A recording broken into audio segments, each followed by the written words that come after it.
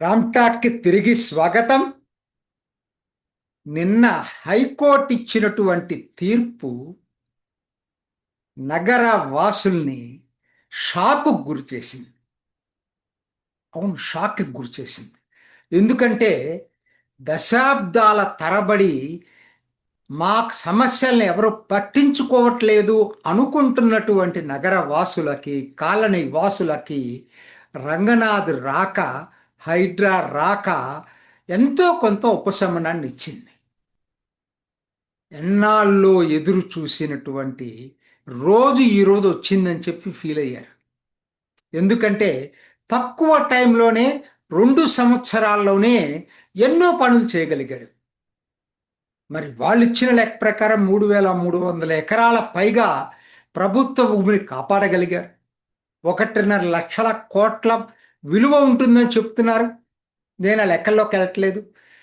అయితే 6 చెరువుల్ని ఇప్పటికే పునరుద్ధరించారు. ఇంకొక 20 చెరువుల్ని పునరుద్ధరిస్తున్నారు.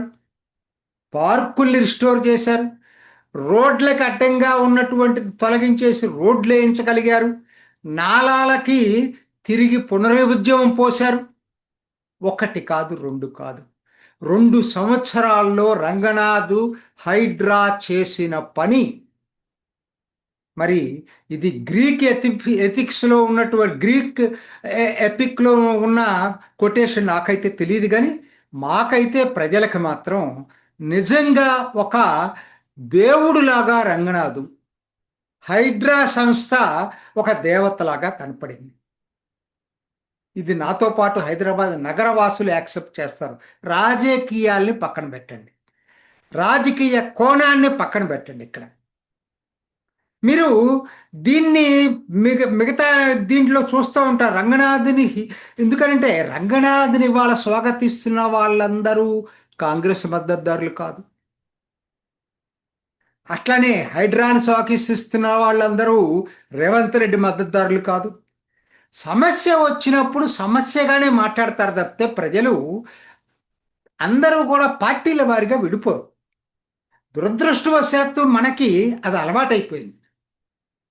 ఏంటంటే ఎవరు మాట్లాడినా ఎటో కొట్టు వాళ్ళని అంటకట్టాలి ముందు. నా వరకు నేను కాంగ్రెస్కి నేను మద్దతుదారును కాదన్న వీడియోలను బట్టి అందరికి తెలుసు. కానీ అవి వేరు. హైదరాబాద్ వరకు చూసుకున్నప్పుడు నిజంగా రాజకీయ నాయకులు చేయలేని పని హైడ్రాను రంగనాథ్ చేశారు. కాదనగలరా? నా ఆవేదన రాజకీయాలకు అందనటువంటి ఆవేదన అండి.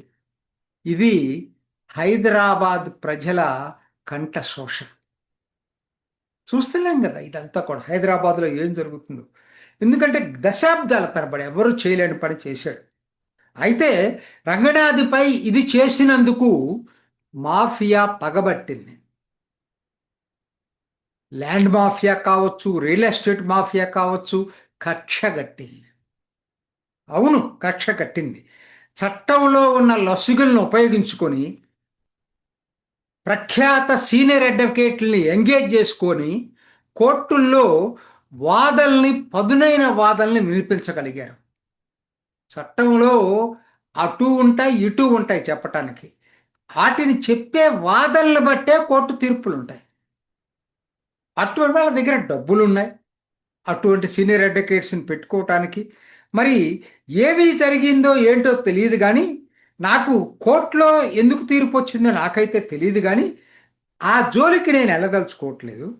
కాకపోతే ఒక్కసారి హైదరాబాదులో ఉన్న కాలనీ వాసులను అడగండి. చెరువులు పునరుద్ధరించిన తర్వాత అక్కడికి వెళ్ళే వాళ్ళని అడగండి, ఎలా ఫీల్ అవుతున్నారండి? మేము అనాథలైపోయాం రంగనాథన్ తీసేస్తే అని ఫీల్ అవుతున్నారు. అనొచ్చు మీరు.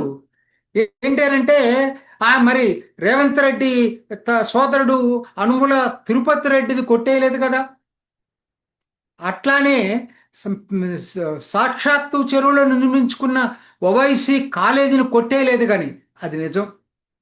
ఎవరు కాదంటారు దాన్ని? రాజకీయ ఒత్తిడులు లేవా అంటే ఉన్నాయి. దాని మీద పోట్లాడండి, ఎవ్వరు కాదంటారు దాని మీద. కాకపోతే దాన్ని అడ్డం పెట్టుకొని హైడ్రాని రంగనాథ్ని తీసేయాలని చెప్పి ఉద్యమం చేశారే, అది కేవలం మీ నిజాయితీ కనపట్ల అక్కడ. ఆటిని పావుగా ఉపయోగించుకుంటున్నారు వీళ్ళని దెబ్బతీయటానికి. ప్రభుత్వ భూముల్ని కబ్జా చేసే వాళ్ళని వెనకేసుకొస్తున్నారు. అవునా కాదా? ఇంకొక ఆర్గ్యుమెంట్ చెప్తున్నారండి. రియల్ ఎస్టేట్ కుదేలైందట. అంటే రియల్ ఎస్టేట్ కోసం అని చెప్పి ప్రభుత్వ భూముల్ని కబ్జా చేసినా కూడా వాటిని తిరిగి ప్రభుత్వానికి అప్పచెప్పకూడదన్నమాట. Real estate కుదేలైద్ది. ఎటువంటి ఆర్గ్యుమెంట్స్ అండి ఇవి? రాజకీయ నాయకుల నుంచి వస్తున్నటువంటి ఆర్గ్యుమెంట్స్ ఇవి. పేదల ఇల్లు కూల్చారు, జరిగిన మాట నిజమే. నేను ఒక్క మాట చెప్తానండి, అన్నిట్లోకి వెళ్ళట్లేదు. వాళ్ళు ఏమన్నా అక్కడ వాళ్ళ భూముల్ని తొలగించారా? ఎవరండి ఇవన్నీ? ఓటు బ్యాంకు రాజకీయాలు ఒకనాడు కాంగ్రెస్ చేసింది. గుడిసెలు వేసి పొరం ప్రభుత్వ భూముల్లో గుడిసెలేసి పేరే గుడిసెల వెంకటంగా పేరు పొందాడు ఇప్పుడున్న వినోద్ వెంకట్ వాళ్ళ నాన్న. ఎంతోమంది ఎర్ర జెండాలు పాతి కమ్యూనిస్టులు కూడా ప్రభుత్వ భూముల్ని ఆక్యుపై చేశారు. ఇవాళ పోటీగా, వాళ్ళకి పోటీగా బీజేపీ వచ్చిందండి. ఈటెల రాజేందర్ మాట్లాడుతున్నాడండి. నేను కాదంట్లా, వాళ్ళకి రిహాబిలిటేషన్ ఇవ్వాలంటున్నాను. మీరు దానికోసం పోట్లాడండి. మీరు అసలు మీ ఉద్దేశం ఏంటి? సెంట్రల్ థీమ్ ఏంటి మీ అందరిది మాట్లాడేది?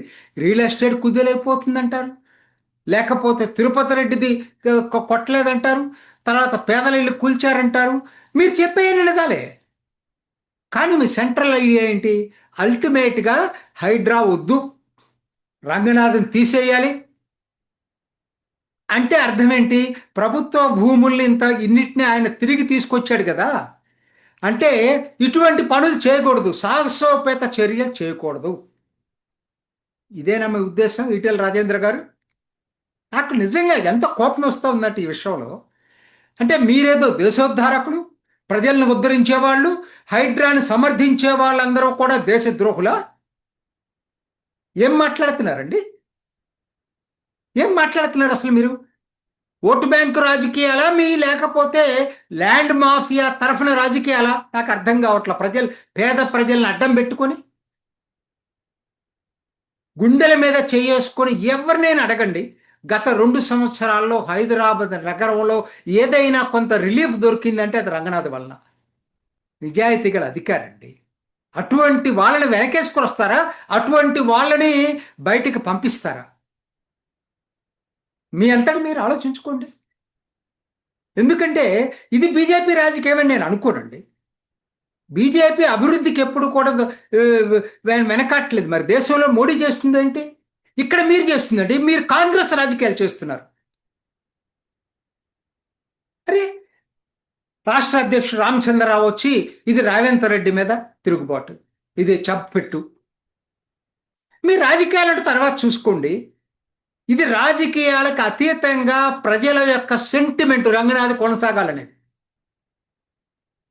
ఉంటే ఉండొచ్చు. కొన్ని లోపాలు ఆయనలో, చట్టాన్ని అతిక్రమిస్తే అతిక్రమించవచ్చు. యోగి కూడా మీరు బుల్డోజరు దీని మీద కోర్టులు ఎన్నోసార్లు ముట్టికాయలు వేస్తుంది. ఆయన ఎందుకు సమర్థిస్తున్నారు? అక్కడ ఆయన సమర్థిస్తారు, ఇక్కడ మాత్రం రంగనాథన్ వ్యతిరేకిస్తారా? ఆయన చేస్తుంది మంచి పనే కాదా? ఆయన చేతిలో లేకపోవచ్చు. తిరుపతి రెడ్డి దాని ఓవైసీది, ఆయన ఒక అధికారి. ఆయన ఉన్న దాంట్లో 80% బాగు చేస్తున్నాడు, 20% చేయలేకపోతున్నాడు. ఇది నా ప్రాక్టికల్. ఆ 20% మీరు భూతద్దంలో పెట్టేసి 80% బాగుని మంచిని కూడా మీరు మసిబూసి మారేడుకాయ చేస్తున్నారు. కోర్టుల దగ్గర ఎఫెక్టివ్గా సీనియర్ అడ్వకేట్లు పెట్టుకొని వాదనలు వినిపించగలుగుతున్నారు. జరుగుతుంది ఇదా కాదా? ఇది నేను చెప్పట్లేదండి, ప్రజలు ఫీల్ అవుతున్నారు. ప్రజల గొంతుకుగా మారండి. ల్యాండ్ మాఫియా గొంతుకులుగా మారొద్దు పేదవాళ్ళని అడ్డం పెట్టుకొని. ఇదేం బీజేపీ అండి? నేను మాట్లాడుతున్నాను. నేనేమి బీజేపీకి నేను మోడీ అనుకూలని అందరూ కింద కామెంట్స్ పెడతా ఉంటాను. కానీ ఈ విషయంలో మాత్రం హైడ్రా, రంగనాథ్, ఎందుకంటే నిజాయితీ అధికారులు వాళ్ళు ఎక్కడ దొరుకుతారండి? బహు అరుదు, బహు అరుదు. ఎవరో ఒకరు దొరికారు మనకి. ఆయన చక్క పెడుతున్నాడు నగరాన్ని, హైదరాబాద్ నగరాన్ని. కొనసాగిద్దామా వద్దా? ఇందుట్లో రేవంత్ రెడ్డికి ఏంటి? రేవంత్ రెడ్డిని గురించి ఎవరు సపోర్ట్ చేయట్లే. అక్కడ మంచి పని కాబట్టి సపోర్ట్ చేస్తున్నారు. నేనేమో రేవంత్ రెడ్డిని సపోర్ట్ చేస్తానని నిన్నే వీడియో చేశాను. ఎగ్జామినేషన్ లీకేజ్ మీద విద్యాశాఖ మంత్రి కాబట్టి రేవంత్ రెడ్డి రిజైన్ చేయాలని. కానీ మీరు చేస్తున్న రాజకీయం కరెక్ట్ కాదు. రామచంద్రరావు గారు, ఈటల రాజేందర్ ముఖ్యంగా మీరు చేస్తున్న రాజకీయం మీ పాత వాసనలు మీకు కనపడుతున్నాయి, పీడిఎస్యు వాసనలు. అంతేగాని ఇది బీజేపీ రాజకీయం కాదు, బీజేపీ ఉద్దేశం కాదు. బీజేపీ పేరుతోటి మీరు ల్యాండ్ మాఫియా అని వెనకేసుకు రావటం, నగరంలో నాళాలను తిరిగి పునరుద్ధరిస్తున్నారు, చెరువులను పునరుద్ధరిస్తున్నారు, ప్రభుత్వ భూమిని కాపాడుతున్నటువంటి అధికారిని విమర్శించి సంతోషపడతారా? ఇదెక్కడ రాజకీయం అండి? రియల్లీ నాకు సిగ్గుగా ఉంది తెలంగాణ బీజేపీ నాయకత్వాన్ని చూస్తే. రంగనాథ్ లాంటి అధికారిని కాపాడుకోలేకపోయిన తర్వాత ఇంకా ఎక్కడికి పోద్దండి నిజాయితీ అనేది? ఆ ఉన్న 10% నిజాయితీ కూడా మిగలదు దేశంలో. ఇది నా ఆవేదన. ఇది ఈనాటి రామ్ టాక్. ఇంకొక ఎపిసోడ్లో మళ్ళీ కలుసుకుందాం. నమస్తే. చూసారు కదండి, మరి ఈ వీడియో కనుక మీకు నచ్చినట్లయితే ఒక లైక్ కొట్టేసి మీ అభిప్రాయాన్ని కూడా కామెంట్ బాక్స్లో తెలియజేస్తూ ఇలాంటి ఇంట్రెస్టింగ్ అప్డేట్స్ కోసం మా ఛానల్ని సబ్స్క్రైబ్ చేసుకోండి.